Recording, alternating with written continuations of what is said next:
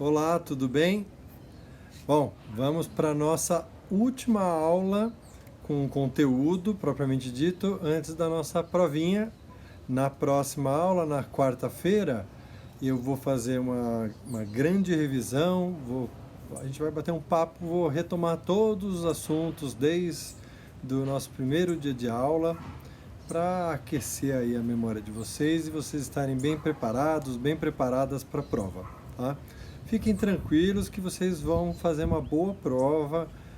Vocês assistiram aos vídeos, assistiram bem as aulas quando aconteciam presencialmente, fizeram as tarefas, fizeram tudo direitinho. Não tem por que vocês se preocuparem com a prova, tá?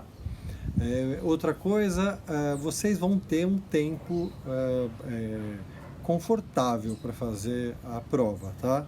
Não vai precisar correr, nada disso. Se vocês tiverem algum problema de conexão também, não precisa se desesperar. Fiquem tranquilos. Aqui quem está desse lado é seu professor, que te quer muito bem, que quer o seu sucesso. Então não precisa se preocupar. Tá tudo muito pensado para que você tenha êxito nesse processo, tá bom?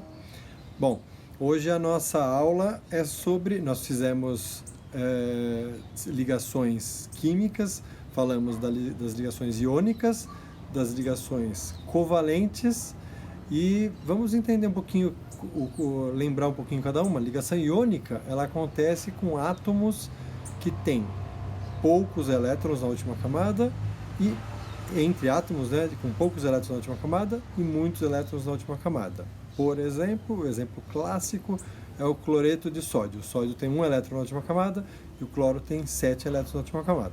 Ótimo. Depois nós vimos as ligações covalentes.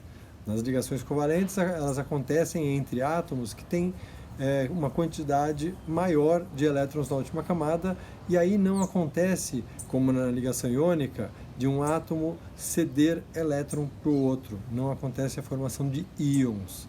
Por quê? Porque os dois átomos eles precisam de elétrons para completar a quantidade máxima de elétrons na última camada. A regra do octeto, os 8 elétrons na última camada, né? Então, por exemplo, o cloro, se eu for fazer uma ligação entre dois átomos de cloro, cada átomo de cloro tem 7 na última camada. Aí o que acontece? Os elétrons são compartilhados.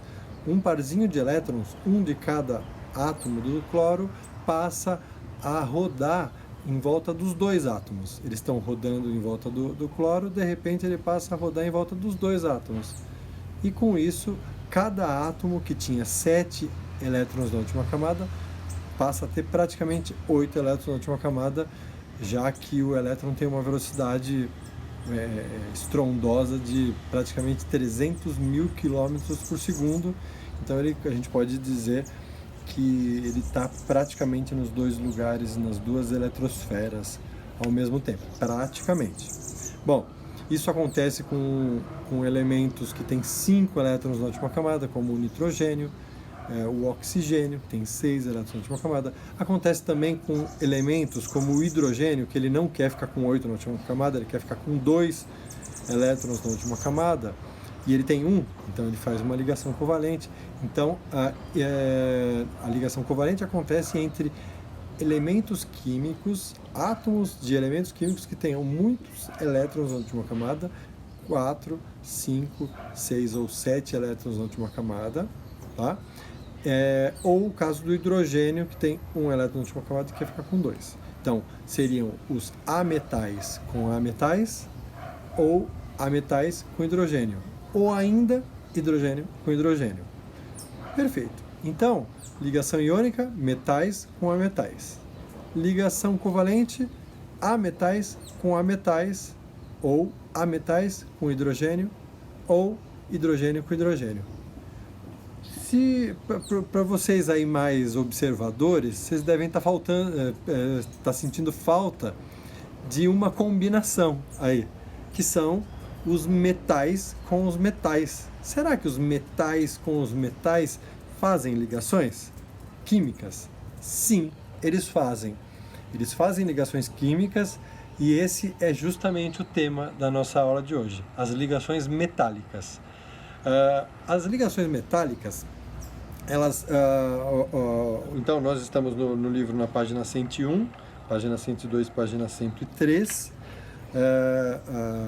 Acompanhem aí com o livro e façam sempre anotações no caderno de vocês. É sempre saudável, sempre bom, né? As ligações metálicas, elas têm uma característica muito interessante, que essa característica da ligação traz as propriedades do material, que a gente observa no nosso dia a dia. E como que são essas características? As substâncias os metais que têm, portanto, ligações metálicas, ligações entre metais, eles são formadas por cátions com um monte de elétrons livres. Olha essa imagem. Essa imagem ela pode refletir bem o que eu estou falando. Veja que tem um monte de cátions, íons positivos, e em volta desses cátions, elétrons. Esses elétrons eles estão livres. O que acontece? Esse aglomerado de cátions forma uma barra de metais, por exemplo, né? Uma barra de ferro, uma barra de cobre, enfim.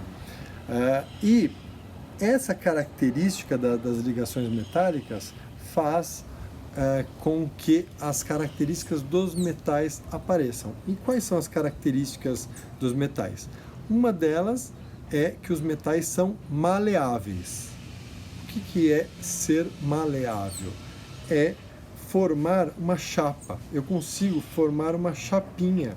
Por exemplo, o papel de alumínio, papel alumínio.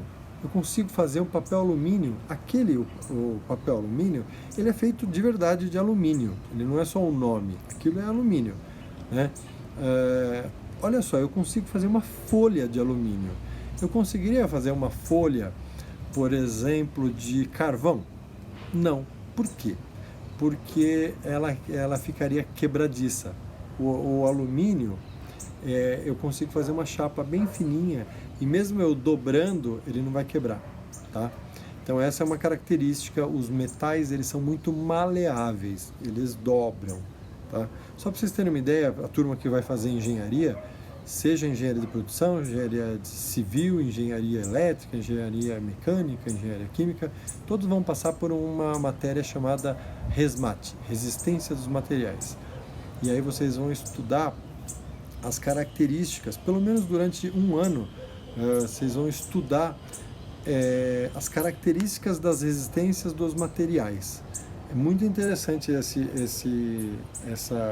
disciplina que abre sua visão sobre as coisas que a gente vê no dia a dia. Hoje eu vou trazer alguma coisinha sobre esse assunto, mas os metais eles têm características importantes, inclusive em relação a suportar uma quantidade máxima de alguma determinada situação.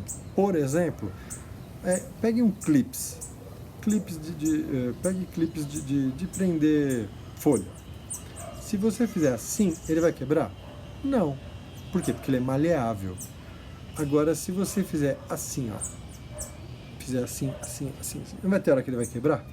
Inclusive, se você fizer, se tiver um aí em casa, faça.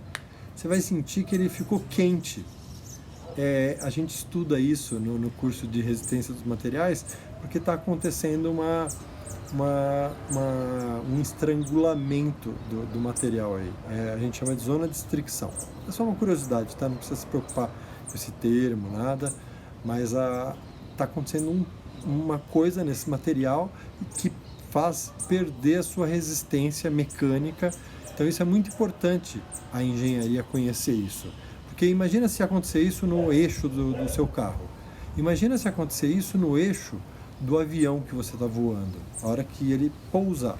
Imagina se acontecer isso na asa do avião que você está voando. Você já deve ter, ao voar de avião, visto a asa do avião ela faz assim, ó. Ela não fica parada. A asa ela tem uma movimentação muito grande A ponta da asa tem uma movimentação de mais de metro, né, dependendo do tamanho da asa. Se você pensar agora nessa estrutura dos clips que eu passei, que eu falei para vocês, imagina um avião fazendo assim, ó, o tempo todo. Vamos fazer uma viagem para a China. Quanto tempo o avião vai ficar fazendo isso? E aí o avião, quando chegar lá, ele vai pegar novos passageiros e vai voltar para o Brasil. Aí depois vai para Miami, depois vai para Portugal. E quanto tempo que ele aguenta fazendo isso? Tudo isso a engenharia mecânica, ela prevê, ela consegue fazer materiais, a engenharia de materiais, a engenharia química e a engenharia mecânica consegue estudar, conhecer os materiais para usar os materiais da melhor forma possível, e consegue saber quantas horas são possíveis de você usar aquele material antes dele quebrar.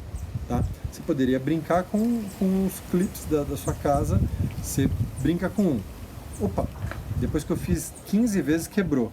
Então, deixa eu ver um segundo. Opa, depois que eu fiz 14 vezes quebrou. Opa, depois que eu fiz 16 vezes quebrou. Você faz isso 100 vezes e você percebe que, em média, você consegue fazer de 13 a 16 vezes e quebra. Se você estivesse fazendo um avião, você ia falar, opa, só faça isso 7 vezes. A partir daí começa a ficar perigoso. É mais ou menos isso. Isso é a vida de um engenheiro nessa área específica, trabalhando com metais, com resistência de materiais, etc. Eu estou sendo muito simplista, obviamente, em tudo isso, né? É só para você ter uma ideia de como é importante você estudar os materiais, né? Bom, os metais, além deles serem maleáveis, eles também são dúcteis. O que é esse termo, né? Os metais, você consegue fazer fio com ele. E aí, você não consegue fazer fio com qualquer coisa, mas com os metais você consegue. E isso é muito bom. Isso é muito bom porque imagina que nós temos produção. Qual é o lugar que produz energia elétrica, que produz ou que transforma energia elétrica no país? Imagine só por onde vem essa energia elétrica, por cabos elétricos. Esses cabos elétricos, se não tivesse essa propriedade, a ductibilidade, se eles não fossem dúcteis, não seria possível fazer fios, e não seria possível a gente transmitir a energia elétrica, tá? Então, o metal ser dúctil significa um metal ser possível de fazer um fio, tá? Bom, uma outra característica que é muito interessante dos metais é que os metais eles fazem ligas metálicas, né? O ouro, por exemplo, o ouro é uma liga metálica. Ouro, cobre e prata, né? E por que antes de eu falar de algumas ligas metálicas, por que o ser humano decidiu fazer ligas metálicas? Vocês devem ter na cena, aí na mente de vocês, a partir de filmes e desenhos, vocês devem ter essa cena aí, ó. Olha só, uma pessoa batendo num ferro que está quente. Tadinho do ferro, já está quente e ainda está apanhando do rapaz. Por que está acontecendo isso? O que essa pessoa está fazendo é aço. Ela está colocando carbono, olha que coisa interessante, ela está colocando carbono dentro do ferro. Quando eu tenho ferro mais carbono, a mistura ferro mais carbono, eu tenho aço. Aço é uma estrutura mais rígida, mecanicamente falando, do que o ferro. O ferro é mais mole, né? Quanto mais aço você tem, mais rígido, eu vou usar um termo que é pouco usual na engenharia, mas eu vou usar para vocês entenderem. Mais duro fica, né? E mais quebradiço também fica. Então, a ponta de uma faca, a borda, o fio de uma faca, costuma ter muito carbono. Então, os samurais, os guerreiros de antigamente, eles pegavam as suas espadas e colocavam na região onde tem o corte, colocavam muito no fogo e martelavam. Por quê? Porque eles estavam colocando carbono, porque ao colocar carbono faziam uma mistura, uma liga metálica que obtinha um aço muito mais resistente, uma mistura muito mais resistente do que o metal. Se você tem um metal, simplesmente, uma espada de ferro, por exemplo, o que vai acontecer? Ela vai ser mole. Então você afia essa espada, nas primeiras 2 batidas que você der, vai amassar tudo. Então o aço já não, né? Por outro lado, isso é muito interessante, muito legal essa conversa, porque por outro lado, você perde. Normalmente quando você ganha uma propriedade, você perde outra. O que você perde? Você perde quando vai ficando duro, se a faca, se a espada cai no chão, ela quebra, né? Então tem um limite para você colocar carbono, tá? Se você quiser que o aço não oxide, que ele não enferruje, você pode colocar, além do carbono, no ferro mais carbono, você coloca cromo e níquel. E aí essa mistura e é super pouco, um pouquinho cromo, um pouquinho níquel, um pouquinho mais de carbono e bastante ferro, faz com que você tenha um aço inoxidável, aquele aço bonito, brilhante, que você usa em corrimão, que você usa em estruturas brilhantes que não oxidam, né? É mais caro, é muito mais resistente, né? E é em função dessa... E é mais caro justamente por causa do cromo, que é caro, e do níquel, tá?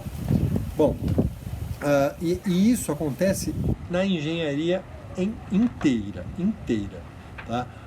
Essa mistura de coisas que faz com que o resultado tenha uma propriedade melhor, né? Então vamos pensar na engenharia civil. Na engenharia civil, nós temos, quando a gente está começando a fazer uma casa, a gente faz colunas e vigas, né? Aquela estrutura de concreto com ferro no meio. Por que a gente põe ferro no meio e concreto? Por quê? O que faz um e o que faz o outro? Por que tem os dois, né?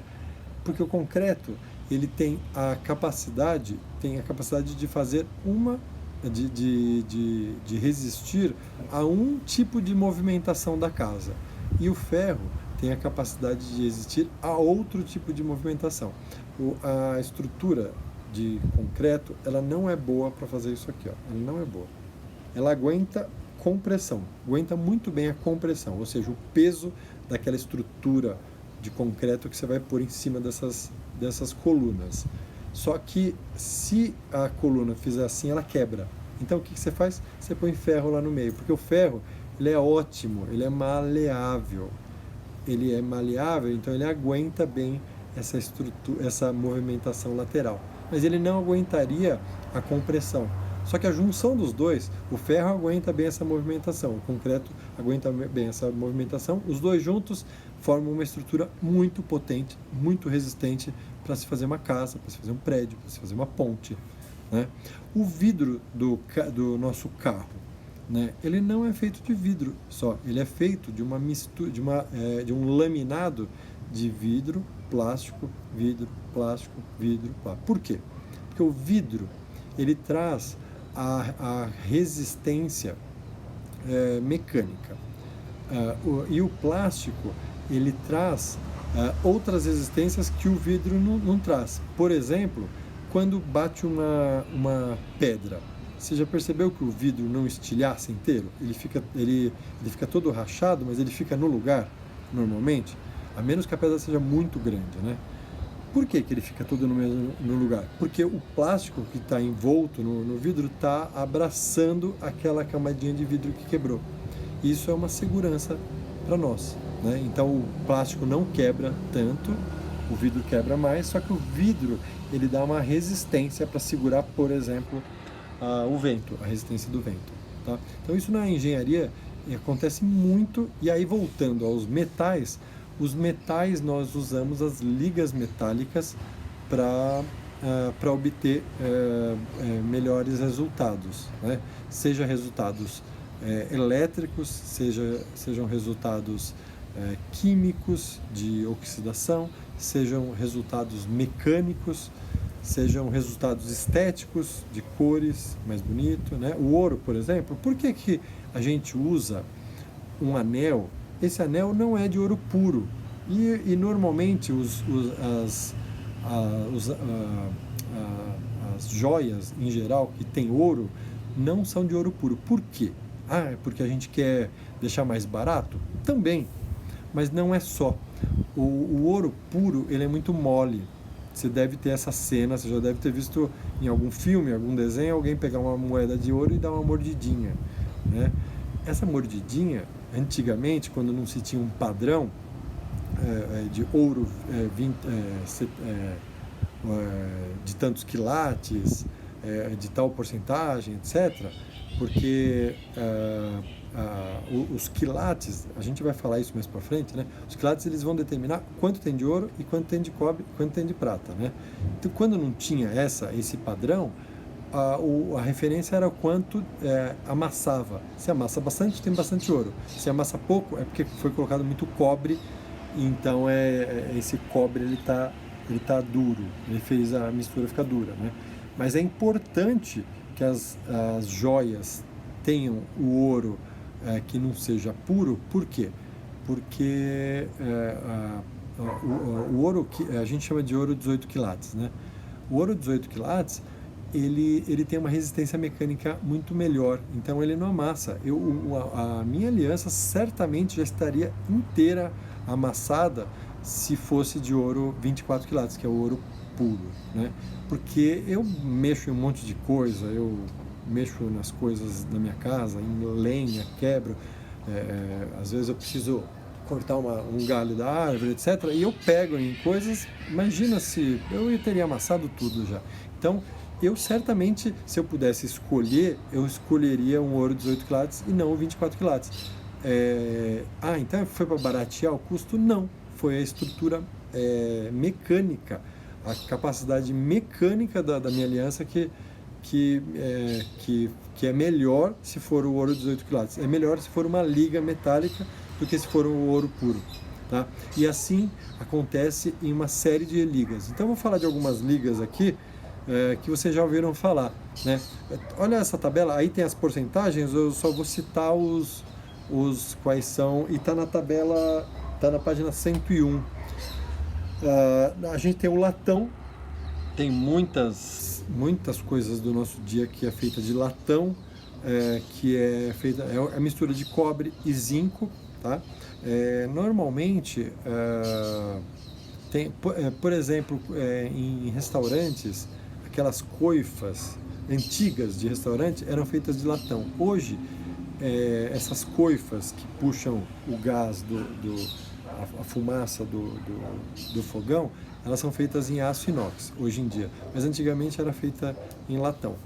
O bronze do ouro, prata e bronze, o bronze, porque ouro é o ouro da tabela periódica, prata é a prata da tabela periódica, né? Apesar de não serem puros, mas a gente sabe qual é o ouro, sabe qual é a prata. E o bronze? Tem o bronze, o elemento químico bronze, é o que? BR? BR é bromo, né? Não existe o bronze na tabela periódica, porque bronze é uma mistura homogênea feita do cobre e do estanho, uma mistura de cobre e estanho, tá? Antigamente, quando uma pessoa tinha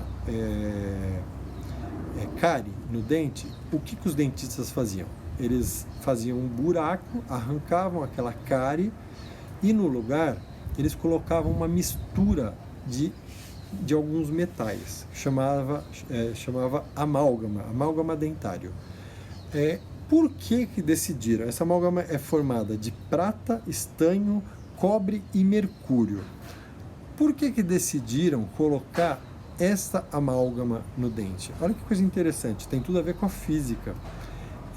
Todos os metais, aliás, todos os materiais têm uma dilatação.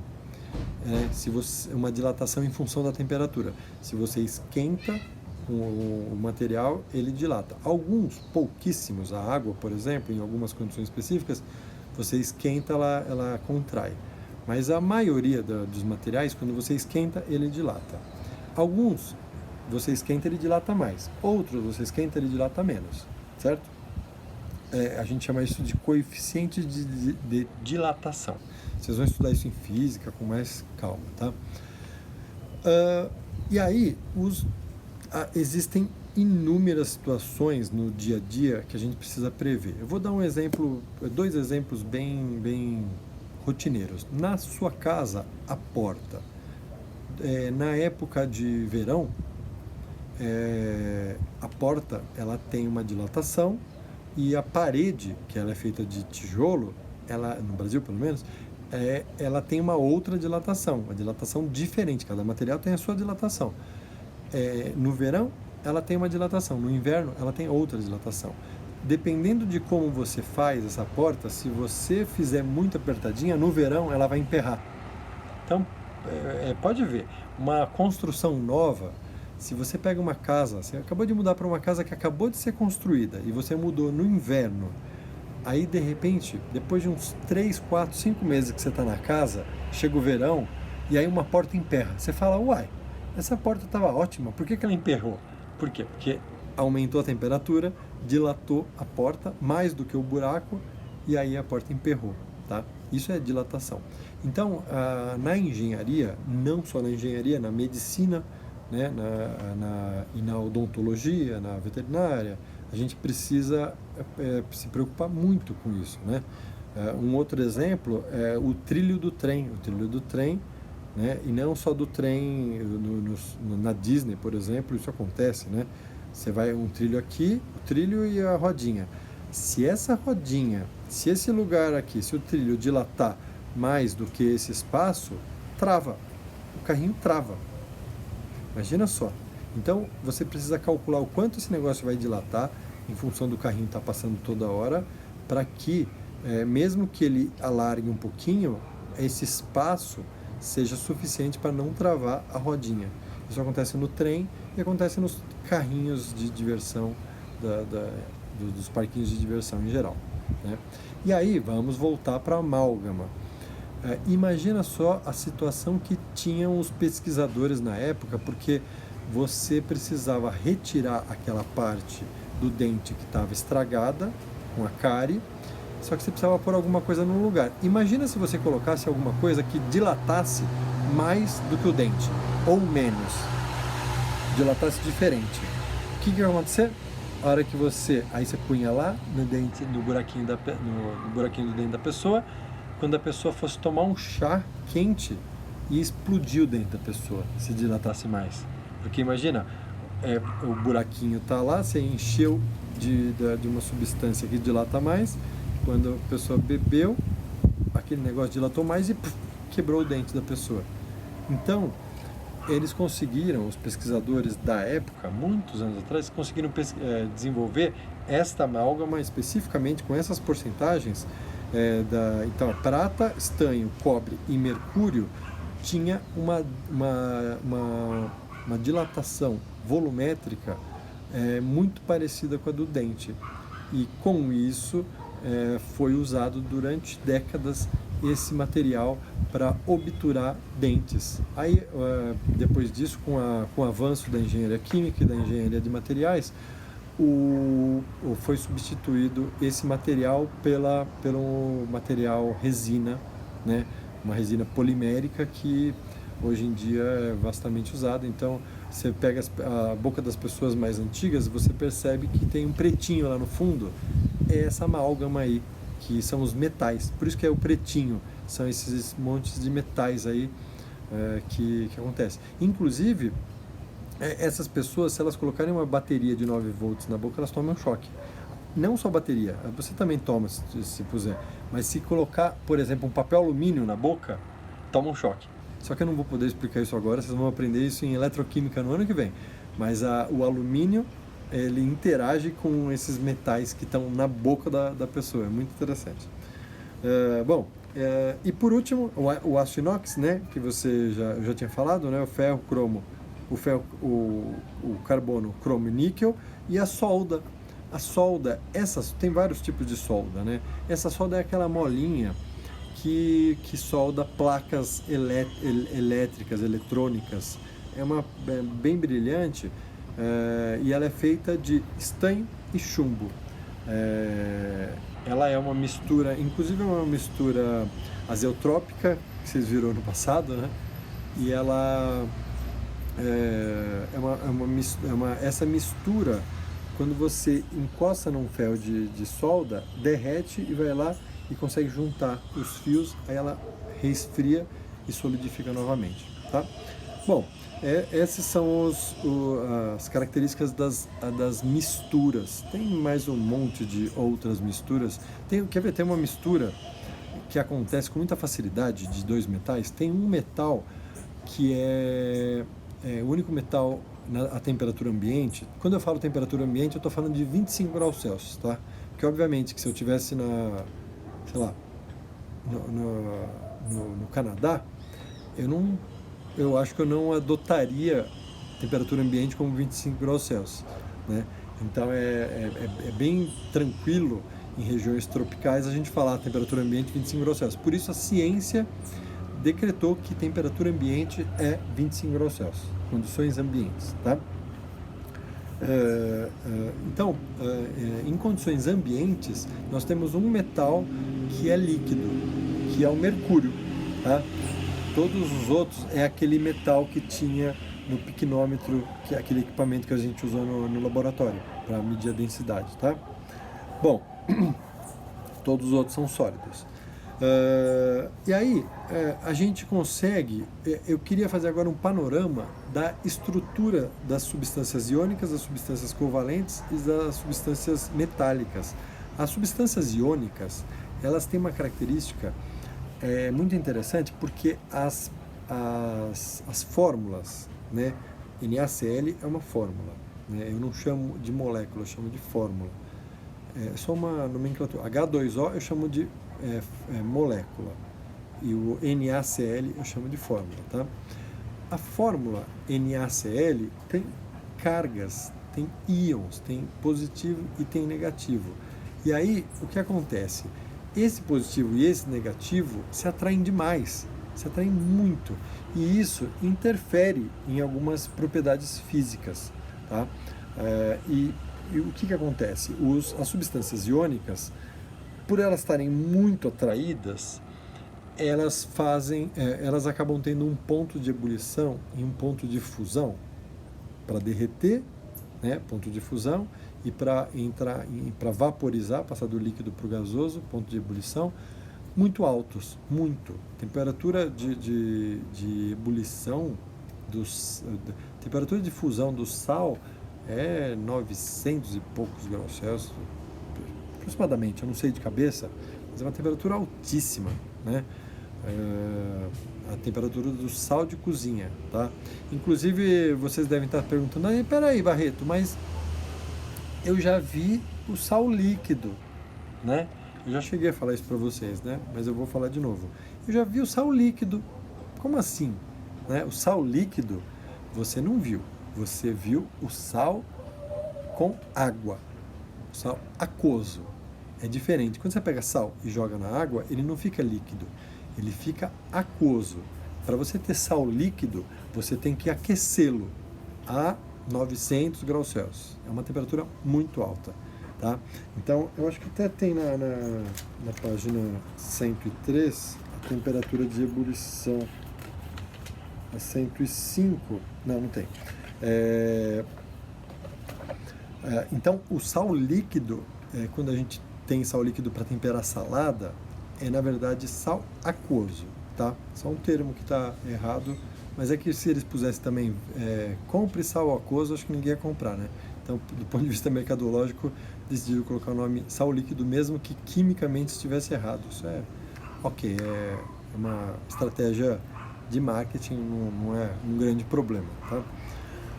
Bom, o que acontece? Então, as substâncias iônicas, em relação às substâncias moleculares, que são feitas de ligações covalentes, as substâncias iônicas têm pontos de ebulição e pontos de fusão muito mais altos, tá?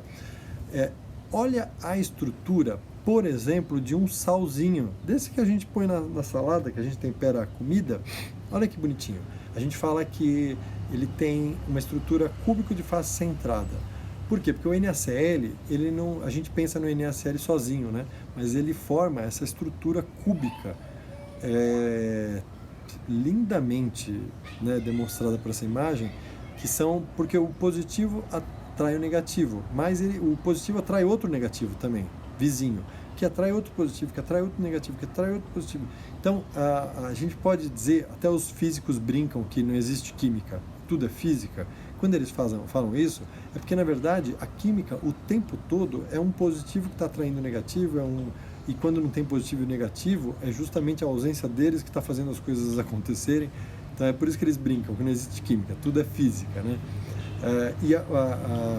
Quando você fala que a substância iônica ela tem um ponto de fusão muito alto, é justamente por isso. Para você derreter o sal, você tem que distanciar essas partículas. E para distanciar uma coisa que está fortemente atraída, você precisa de muita energia, precisa de uma temperatura muito alta para fazer essa amostra entrar em derreter, tá?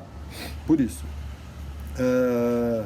Bom, e olha a estrutura dos metais. Os metais, eles têm essa estrutura, né? Como eu mostrei, como eu falei anteriormente, ele tem essa estrutura, um monte de cátions e os elétrons livres. Esses elétrons livres, é muito interessante que esses elétrons livres, eles são eles que permitem a condução da eletricidade. Então, outra característica dos metais, os metais conduzem corrente elétrica muito bem, tá? Os metais, eles conduzem corrente elétrica muito bem, eles conduzem a energia térmica muito bem, por isso que nós fazemos uma panela de metal e nós fazemos um cabo de não metal.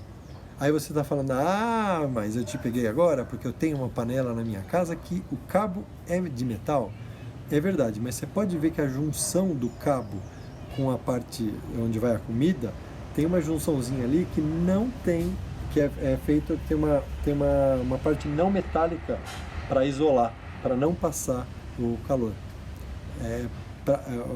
O metal, ele passa bem o calor, não tem jeito. É por isso que, por exemplo, no motor do carro, ele é feito de metal, pelo fato da resistência mecânica e também pelo fato de ele conduzir bem o calor. E aí ele perde aquele calor, senão derreteria tudo, né? Ele precisa perder o calor para não derreter tudo aquele monte de energia que está sendo liberada, tá? Bom, entre outras razões termodinâmicas que não cabe ressaltar agora. E aí eu queria que você olhasse agora esse quadro da página 105. Primeiro, olha essa imagem aqui. Vocês lembram de alguma experiência que nós fizemos no laboratório? Sim, né? Aquela experiência que a gente fez o teste de condutividade elétrica de vários materiais. Então chegamos naquela experiência, vocês fizeram o teste de várias substâncias, né? E eu me lembro da carinha de vocês de algumas substâncias. Algumas vocês tinham certeza, vocês pegaram lá o zinco e colocaram lá os 2 fios e acendeu na mesma hora, vocês... lógico que vai acender, né? Aí vocês colocaram o cobre, o alumínio e a lâmpada acendeu, lógico que vai acender. Mas aí, quando vocês colocaram no sal, vocês colocaram no sal sólido, não conduziu. Aí vocês colocaram na água pura, não conduziu. E aí, na experiência estava sendo pedido que vocês colocassem água com sal e fizessem o teste de condutividade. E aí o que aconteceu? Exatamente, conduziu. Vamos entender o que aconteceu? Olha essa tabela. Nós temos 3 substâncias. O cloreto de sódio, a sacarose e o cobre. São 3 substâncias diferentes com características diferentes. O cloreto de sódio é uma substância iônica, tá? É feito de ligações iônicas. A sacarose é uma substância molecular feita de ligações covalentes. E o cobre é um metal, né? Feito de ligações metálicas. Olha a característica. Os três, então, olha a característica da condutibilidade elétrica, tá? A condução elétrica dos três no estado sólido. Cloreto de sódio conduz? Não conduz. Vocês testaram isso no laboratório. A sacarose conduz? Não conduz também. E o cobre? Conduz. É o fio elétrico, né? Muito bem. O cloreto de sódio no estado líquido conduz? Nós não fizemos isso no laboratório e não vamos fazer nunca, porque precisa de uma temperatura muitíssimo alta, é muito perigoso. Então eu digo para vocês, conduz. E por que conduz? Porque quando eu derreto, passo do estado sólido para o estado líquido, eu faço com que o cloreto de sódio solte os seus íons. Quando ele está no estado sólido, os íons estão presos. Então eles não conseguem ter mobilidade para conduzir eletricidade. Mas quando eles estão derretidos, eles estão soltos. E eles conseguem conduzir corrente elétrica. Tá? Isso no cloreto de sódio. A sacarose não tem cargas ali. É uma ligação covalente, não tem cargas. Então, tanto faz no estado sólido ou no estado líquido, não adianta que não vai conduzir corrente elétrica. E o cobre conduz também, tanto faz ele no estado sólido como no estado líquido. Tá. E se eu jogar na água o sal, o açúcar, a sacarose e o cobre? O cobre, eu já começo dizendo que se eu jogar um pedaço de cobre na água, o cobre não vai dissolver. Então não se aplica essa questão. Agora, o cloreto de sódio, quando você joga na água, o cloreto de sódio ele se dissocia, ele se separa, os íons se separam. E ao se separarem, assim como acontece quando eu derreto, quando eles se separam, o cloreto de sódio cloreto de sódio aquoso passa a conduzir corrente elétrica. Ou seja, substâncias iônicas em solução aquosa conduzem corrente elétrica. Tá? Substâncias covalentes, substâncias moleculares feitas de ligações covalentes. Não adianta eu jogar na água, que não vai conduzir corrente elétrica, porque não tem cargas. Ali não tem cargas, então não vai conduzir corrente elétrica. Tá? Então é isso. Você pode falar assim, mas e a água? Todo mundo me fala que a água conduz corrente elétrica. Ela conduz muito mal, muitíssimo mal. Tá? Mas peraí, eu sei que eu tenho que sair da praia quando está caindo raio. Peraí, o que tem na praia? Tem sais. Ah, mas no rio também é assim. O que tem na água do rio? Tem sais. Percebe? A água pura não conduz corrente elétrica. Ou, para ser mais certo na minha fala, conduz muitíssimo pouco. Tá? Na ciência a gente não pode dizer assim, não conduz ou conduz totalmente. Né? Quando a gente diz não conduz, conduz infinitamente pouco. Tá? Então é isso. Substâncias iônicas, elas têm no estado sólido não conduz corrente elétrica, quando derrete ou quando joga na água conduz corrente elétrica. Substâncias moleculares com ligação covalente não conduz quando está no estado sólido, ela não conduz quando está no estado líquido e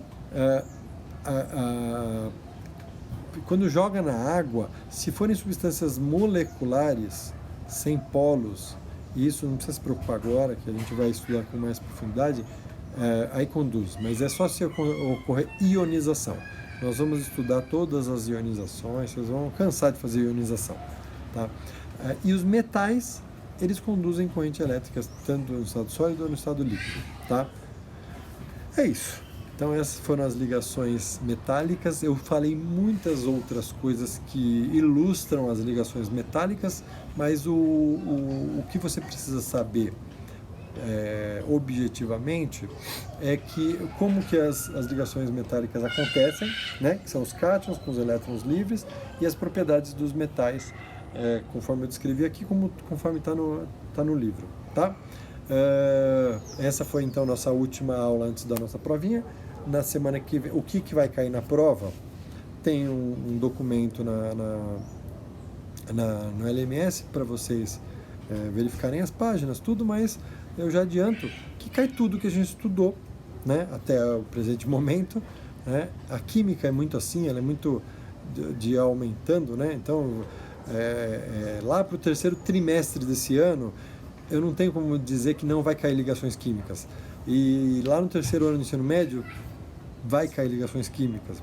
Sempre vai cair ligações químicas, porque a gente vai estar falando de reações, e as reações acontecem em ligações químicas, não tem jeito. Ela vai acumulando, acumulativa a matéria, né? Que nem a matemática, que nem a língua portuguesa, né? Então, por isso que é importante estar sempre estudando, tá? Então é isso aí. Na próxima aula, então eu vou fazer um apanhadão, retomar do Dalton, do Thomson, Rutherford, Bohr, falar do isótopo, isóbaro, cátion, e todas as coisas para a gente retomar, para vocês refrescarem a memória e irem para a prova bem fresquinhos aí na memória. Tá bom? Muito obrigado pelos feedbacks, adorei. E eu gostaria muito, quem não fez ainda, que pudesse trazer um feedback aí para mim, mesmo que seja negativo, mesmo que seja uma crítica. Eu quero melhorar para fazer um bom trabalho para você ter uma boa aula, uma boa aprendizagem, tá? E por último, caso você esteja precisando de alguma coisa, querendo falar alguma coisa, precisando de alguma ajuda, vai lá no mensageiro e fala comigo, eu estou à disposição, tá bom? Então é isso, um bom final de semana, bom feriadão, e essa aula foi feita com muito amor, com muito carinho, com muito respeito. Até logo!